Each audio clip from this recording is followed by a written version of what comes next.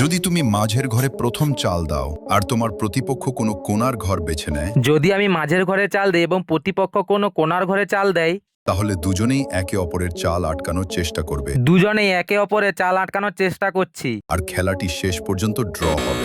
আর খেলাটি শেষ পর্যন্ত ড্র হয়ে গেল। কিন্তু যদি সে কোণার বদলে পাশের কোনো ঘর বেছে নেয়, সে কোণার বদলে পাশের একটি ঘর বেছে নিল। এবার কি করব? তাহলে তুমি তোমার প্রথম চিহ্নের ঠিক উপরে বা নিচে পরের চাল দিতে পারো। আমি আমার প্রথম চালটির নিচেই দ্বিতীয় চালটি দিলাম। এটা দেখার আগে তুমি যদি জেনে আসো তাহলে এই আঙ্গুলে চ্যানেলটি লাইক এবং সাবস্ক্রাইব করো। প্রতিপক্ষ একটি জয়ের পথ আটকাতে পারলেও প্রতিপক্ষ একটা জয়ের পথ আটকে দিল।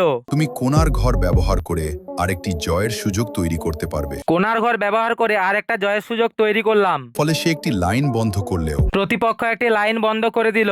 পরের চালেই তুমি অন্য লাইন সম্পূর্ণ করে পরের চালে আমি অন্য লাইন সম্পূর্ণ করে খেলাটি জিতে যেতে পারবে। খেলাটি আমি জিতে গেলাম।